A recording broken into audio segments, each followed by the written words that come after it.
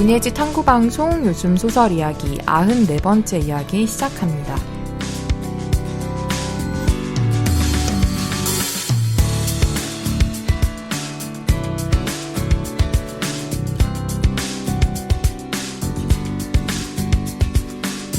안녕하세요. 저는 해방촌에서 문학서점 고요서사 운영하고 있는 차경입니다. 안녕하세요. 저는 KBS 1라디오에서 라디오 프로그램 제작하고 있는 이주영입니다. 네, 오늘 저희가 창작가 비평 2021년 여름호 들고 왔는데요. 실은 저희가 2주 전에 그 송승헌, 김상혁 씨님이랑 창작가 비평에 실린 신작시들 이야기 한 적이 있어요. 네, 근데 저희가 잡지 전체를 들여다보진 않아서 잡지에 대한 얘기 간단히 하고요. 여기 실린 신작들 중에서는 김유나 작가의 랩풀다운이라는 작품 이야기 해보겠습니다. 창작가 비평은 조금 특집이 사회성 강한 이야기들 많아요. 그래서 이번 특집도 제목이 재난과 고립을 넘어 전환의 상상으로라고 돼 있어서 요즘 사회 시대에 대한 이야기가 좀 담겨 있는데요. 간단히 기획의도만 좀 읽어드리면 팬데믹 시대 문학이 갖는 상상의 역량이 어디를 향해야 할지 탐구한다라고 돼 있는데 백전평론가 글은 관계적 노동, 그러니까 돌봄에 대한 이야기를 소설 작품을 통해서 좀 풀어보는 한문이 실려 있고요. 김태선 평론가는 우리를 가르는 균열을 응시하고 고통의 목소리에 귀를 기울이는 일도 중요해진다는 점을 강조한다라고 하면서 관련된 시에 대해서 이야기를 하고 있고요. 이런 식의 특집 글이 실려 있고요. 다른 코너들로 넘어가 보면 최은미 작가님 장편 연재 2번째 실려 있고요. 김유나, 김유담, 조갑상, 편혜영 작가의 단편소설 실려 있습니다. 시는 강덕환, 김선호, 김혜순, 도종환, 손유미, 유이우, 육근상, 이기리, 이대흠, 이영광, 이정훈, 임승유, 진은영 시인의 시가 실려 있고요. 이 중에서 저희가 김선호, 임승유 시인 시 지난번에 들여다봤었고요. 네. 2022년 대선을 앞두고 조금 큰 시대적 담론에 대해서 좀 이야기를 하는 코너가 또 실려 있는데 지방의 소멸? 에 관련된 좀 이야기, 대담이 실려서 제가 보기에는 앞으로 이제 대선 앞두고 어떤 식의 대전한 시대의 과제가 있는지 이런 이야기를 좀 해보는 그런 대화 코너도 있습니다. 작가 조명에서는 김중미 작가의 장편소설 곁에 있다는 것에 대한 조명이 나와 있습니다. 네, 저희 그러면 이번에 창작가 비평 신작 단편 중에 김유나 작가의 랩풀다운 이야기 한번 해볼게요. 네. 김유나 작가 작년에 창작가 비평으로 처음 작품 발표한 등단한 작가더라고요. 네. 재밌게 읽었습니다. 일단 랩풀다운이라는 작품. 저 제목 한참 헤맸어요. 이게 뭘까? 랩풀다운이. 근데 처음에 좀 나와서 다행이었는데 이거 아셨어요? 아니요. 전혀 전혀 운동과 거리가 먼 사람이기 때문에 나중에 그 소설을 읽고 궁금해서 자세를 이미지로 찾아보기는 했는데 이미지를 봤음에도 어떻게 하는 운동인지 전혀. 왜냐하면 표현 중에 상체를 뒤로 젖히지 않고 발을 가슴 쪽으로 내려야 한다라고 하는데 분명히 사진에는 상체가 뒤로 젖혀져 있는 것 같은데 이게 약간 물론 막 뒤를 완전히 젖힌다는 뜻은 아니겠지만 어쨌든 역시 눈으로 보고 글로 설명을 읽어도 운동은 전혀 어떻게 하는지 모르겠다. 해봐야 알겠지라는 생각으로 그냥 그렇게 봤고 그래 사실은 저도 이 소설을 소개해드리려고 생각을 했던 거는 일단은 재밌었어요. 그냥 소설이 어떤 뾰족한 부분이 있다기보다는 좀 술술 재미있게 읽히면서도 저한테는 신선한 소재들의 등장이 좀 좋았고 그리고 되게 지금 시기랑 맞는 일상적인 얘기들도 좀 섞여 있기도 하고 여러 가지 인물들의 관계도도 막 깊이 있게 들어가는 그런 건 없는데 왜냐면 그 주인공 화자의 사정에 대한 이야기들이기 때문에 근데 뭐 어머니와의 관계라던가 제주에서 만난 동생이라고 해야 되나? 이제 알게 되는 사람에 대한 그런 관계들도 그냥 되게 좀 산뜻하게 풀어가는 게 있어서 그런 것들이 좀 흥미롭다라는 생각을 했어요. 그렇지만 랩풀다운이라는 제목의 의미 자체는 많은 운동 자세 중에 이거를 했을까에 대해서는 사실 어떤 결론을 내리지는 못했어요. 아마 이 자세가 뭐 어렵다거나 기본적인 것이라거나 어떤 그런 의미가 있을 것 같기는 한데 네. 근데 네 그거는 잘 모르겠지만 네. 어쨌든 그렇습니다. 네. 뭐 줄거리 설명해드리자면 네. 석용이라는 인물이 주요 인물인데요. 초점하자라고 해야 되나? 네. 근데 헬스장에서 일을 하고 있는데 어느 날 굉장히 믿어왔던 헬스장 대표가 회원 120명의 이용료를 들고 그러니까 뭐 3개월치 이렇게 보통 끊잖아요. 네. 거액의 돈을 들고 심지어 그 트레이너들의 월급도 몇 달째 밀리고 있는데 잠적을 했고 그래서 그 회원들이랑 그 다음에 트레이너들이랑 뭐 제이 피트니스 먹튀 대책회의 뭐 이런 것도 하기도 하면서 대표를 좀 추적하고 경찰에도 신고하고 이런 상황에 대한 얘기예요. 그런데 이 석용이라는 인물은 대표에게 배신당했다라는 거에 대한 수치심까지 느끼는 거죠. 사람들이 네가 너무 물러터져서 제일 만만한 너를 계속 그렇게 왜냐면 이 사람 월급만 착취된 것뿐만이 아니라 투자금까지 한 6천만 원 있는 거잖아요. 네. 그래서 사실은 그거는 사람들한테 말도 못하고 그냥 자기가 너무 만만해서 당한 거에 대한 수치심 때문에 좀 머리를 써서 제주로 대표의 부모님 댁으로 찾아가는 이야기인데 네. 근데 사실 제주에서도 어떻게 보면 좀 약간의 이용을 계속 당하는 네. 에피소드들도 등장을 하긴 하잖아요. 네. 그런데도 뭔가 이 인물이 변하지 않더라도 저는 나쁘지 않다라는 생각에 이상한 마지막에 좀 따뜻함이라고 해야 되나? 좀 그런 좀 미소가 지어지는 그런 느낌으로 소설이 끝났어요. 그냥 짠하기도 하면서 이 사람이 갖고 있는 이상한 성실성과 이상한 순수성이 오히려 닳지 않으면 좋겠다라는 생각으로 소설을 끝맺게 돼서 그런 좀 사실 좋지 않은 상황의 이야기를 읽고도 유쾌한 마음으로 책장을 덮을 수 있다라는 거는 좋은 감정인 것 같아서 소개를 해드리려고 이거를 좀 골라봤고요. 네. 주영님은 어떻게 읽으셨나요? 일단 저도 재밌게 읽었어요. 그리고 네. 저는 결론부터 얘기하자면 네. 엔딩이 되게 좋았거든요. 네네네. 그 엔딩이 그 석용이라는 사람이 거의 대부분의 제주에서 미션을 실패하고 네. 잠수하러 가는 거잖아요. 네네네. 그 게스트하우스 주인장 따라서.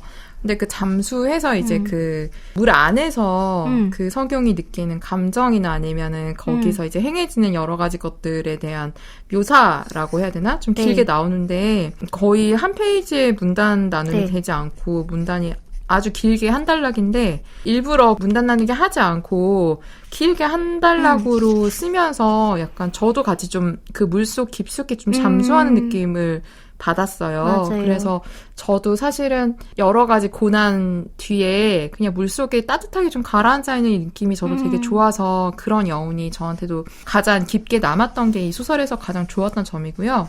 네. 이 석영이란 인물이 진짜 좀 바보 같긴 한데 저는 사실은 이 석영 인물이 저는 정말 대단한 사람 같아요. 석영. 그러니까 뭐냐면 이 네. 사람이 헬스장 트레이너인데 네. 헬스장이 이제 망하고 나서도 자신을 버티게 하는 것이 육체적인 훈련이잖아요. 네. 그러니까 저는 앞에 이제 그 뭐 아파트 지하 헬스장에서 열심히 운동하고 이런 거나 그래 뭐 저기니까 열심히 하는 거지라고 생각했는데 저는 거기서 약간 좀 놀랐던 게 제주도에 그 떼인 돈 받으러 되게 찾아가서 게스트하우스에 이제 방 잡아서 자려고 하는데 그 자신의 마음, 그 괴로운 마음을 자기가 좀 하기 위해서 다시 침대에서 내려와서 푸시업 시작하잖아요. 네. 아, 저는 너무 짠한 거예요, 여기서. 그래서 12개씩 6세트를 하고서 석영이 하는데 저는 약간 이렇게까지 해서 버텨야 하는 약간 석영이 솔직히 처음에는 약간 이 사람한테 좀 이입이 안 되다가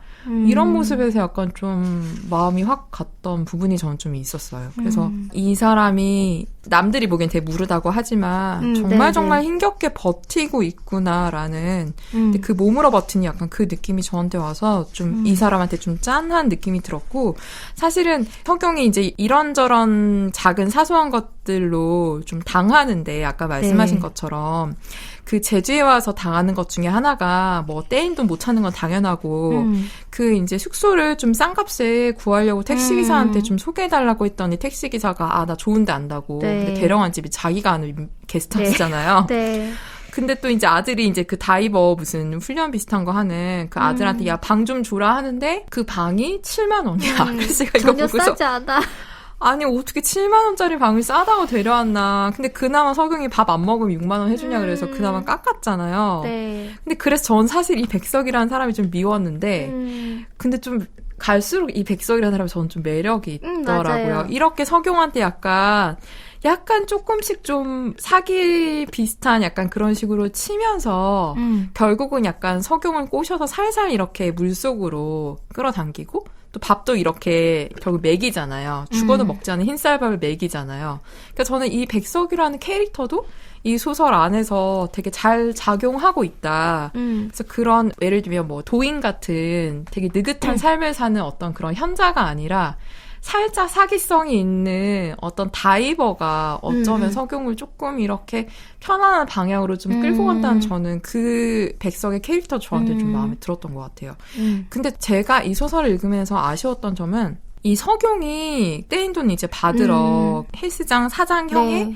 집에 찾아가는데 그 집에 찾아가서 결국은 되게 허리 굽은 형의 어머니가 힘들게 이제 뭐 빨래 널고 있는 장면 보면서 그냥 마음을 확 접어버리잖아요. 네. 근데 저는 그게 저한테는 사실 좀 아쉬웠어요. 이게 물론 접을 수 있죠. 그리고 접을 만한 상황이라고 작가가 그리고 있는데 저한테는 좀 쉽다고 해야 되나? 저는 좀 쉽게 넘어간 느낌이 저한테는 좀 들었어요. 그래서 여기서 이렇게 넘어가고 끝나나? 약간 이런 느낌이 들었거든요. 심지어 네. 다른 사람들이 제주가 본갈에 주소만 알아내면 돼 라고 했는데 네. 거짓말 하잖아요. 거기 아무도 안 산다고. 네네네. 그러니까 정말 그냥 순순하게 접은 건지 아니면 안 될 일 같아서 접은 건지는 모르겠지만 네.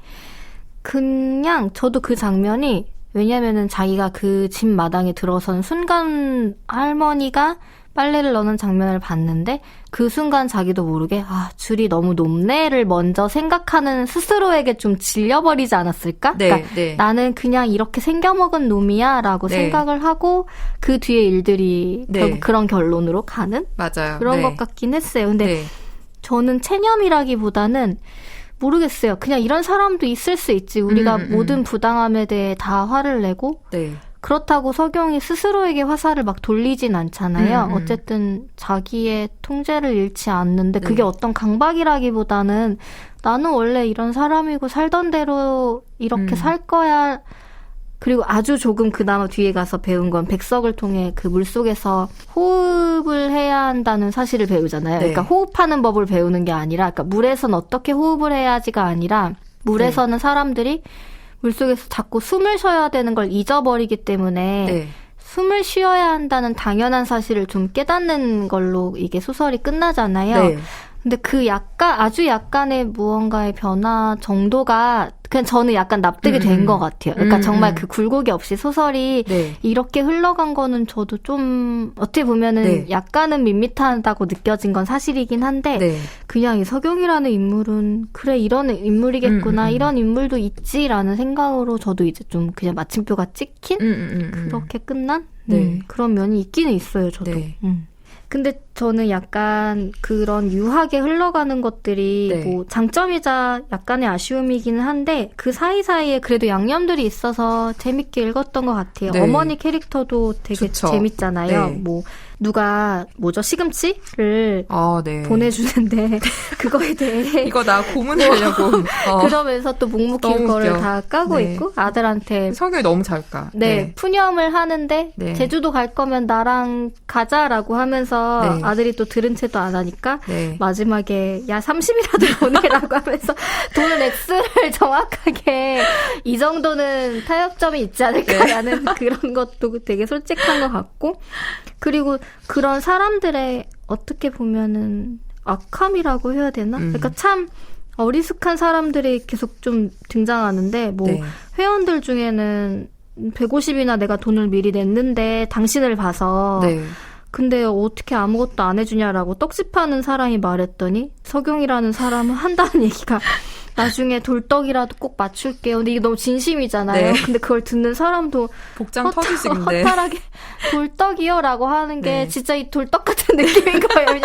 왜냐면 너한테 진짜 말이 안 통하는구나라는 느낌이 있다거나. 네. 근데 사실 상대방도 접었잖아요. 네. 그렇게 되면서. 그쵸. 네. 근데 또 그나마 저는 나쁘다고 생각하는 사람 중에 하나가 석영이 해줄 수 있는 게 없다고 했더니 그러면 집에 와서라도 마사지를 좀 해달라. 근데 네, 이게 맞아요. 이 사람한테 할 얘기는 아닌데 맞아요. 좀 그런 근데 그 정도의 악함이 이 전부인 것 같긴 했어요. 그리고 그 백석이라는 이제 제주에 가서 만나는 사람도 사실 저는 뭐 그 밥을 공짜로 줬는지 나중에 그 숙박비에 넣었을지 아닐지는 모르겠지만 그리고 사실 이 헬스장 대표도 너한테만 주는 거야 이러면서 뭐 나무를 보낸다거나 생색은 네. 있는 대로 다 내긴 하잖아요. 네.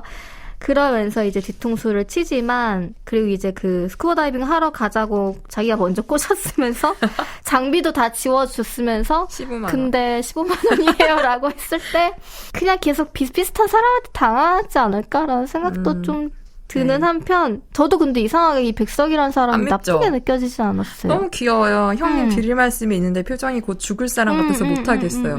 어떻게 미워해 이런 귀여운. 맞아. 네. 그리고 엄마도 계속 무슨 네. 되게 좋은 말씀 보내면서 그러니까. 제주로 간 게 혹시나 나쁜 생각 그러니까 엄마는 다 알고 있는 느낌인 거잖아요. 그 지금 대표한테 당했다라는 걸 어느 정도는 숨기고 있지만 그쵸. 석용은 엄마가 나쁜 생각은 안 하겠지 난 널 믿어봐 약간 이런 걸 보내고 백석이 보기에도 떼인 돈 받으러 왔다라고 들었더니 근데 얼굴은 죽상을 하고 있으니 왠지 좀 그런 느낌인데 그 와중에도 근데 15만 원 챙겨야 되고 그러니까 그런 인물들의 총체적인 느낌이 나쁘진 않았는데 참 마음이 복잡하죠. 그래도 큰 사기는 안 당했으면 좋겠네요. 네.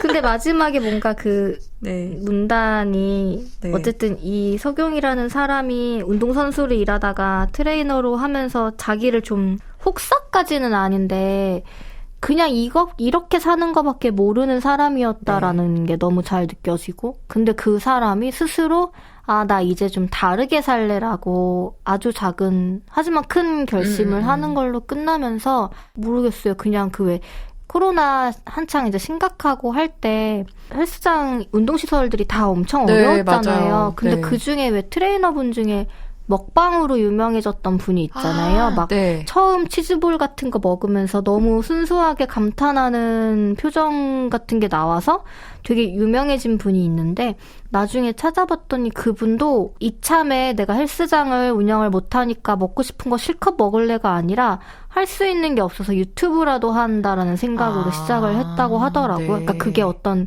내려놓음이 아니라 그러면 나 뭐라도 해서 먹고 살아야 되고 근데 그게 뭔지는 모르겠으니까 일단 먹방을 유튜브를 텅 빈 헬스장을 배경으로 해서 막 기름진 음식을 먹는데 거기서 나오는 순수한 기쁨과 그 멘트들이 너무 약간 순수하다는 말이 비꼬는 게 아니라 정말로 찐으로 감정이 나오는 왜냐면 이래서 회원님들이 다이어트를 못 하셨군요. 약간 왜 자기는 이걸 정말 안 먹어봤기 때문에 이렇게까지 맛있는 줄 몰랐다라는 거예요. 그러면서 이해가 된다. 여태까지 내가 먹지 말라고 해도 먹을 수밖에 없었던 이유는 이렇게 맛있는 거 여태까지 드셔왔던 거냐. 약간 이런 반응들이에요.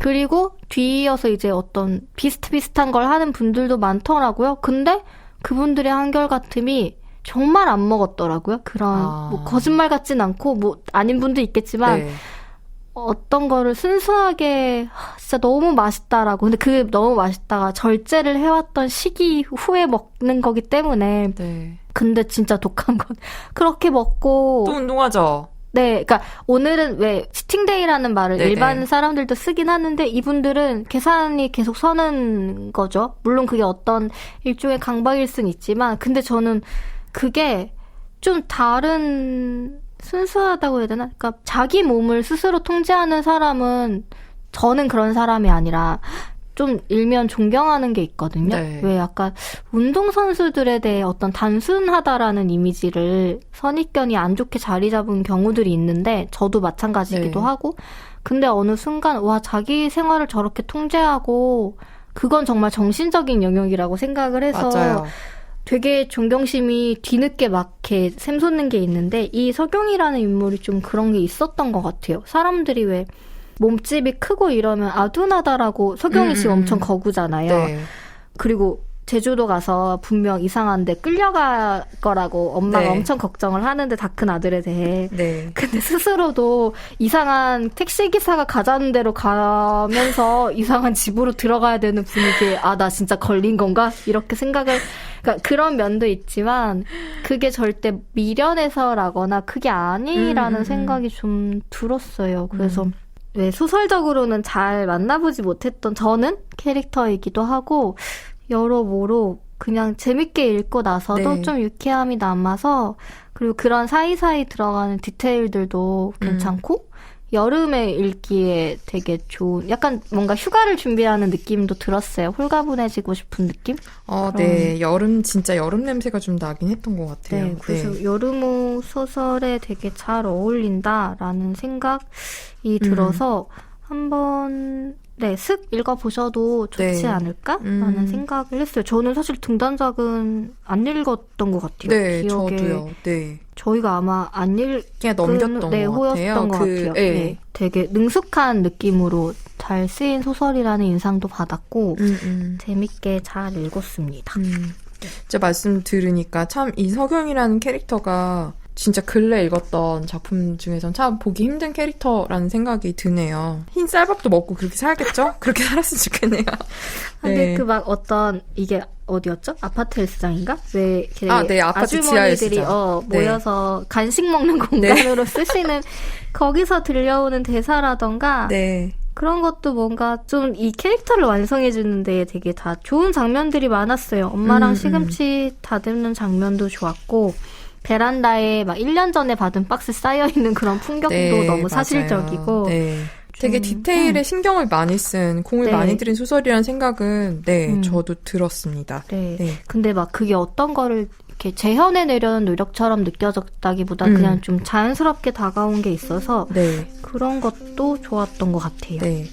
네, 저희 초여름에 잘 어울리는 랩풀다운이라는 소설 읽어보았습니다. 문예지 탐구방송 요즘 소설 이야기. 다음 시간에는 현대문학 2021년 6월호에 실린 최은영 작가의 신작 단편 소개할 예정입니다. 김윤아 단편 소설 랩풀다운의 일부를 경희님의 낭독으로 들려드리면서 저희는 다음 시간에 인사드리겠습니다. 들어주셔서 고맙습니다.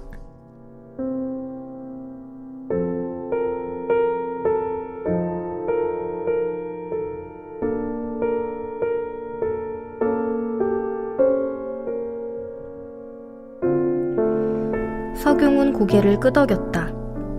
백석이 왜 숨을 깊이 천천히 쉬라고 강조했는지 알 것 같았다.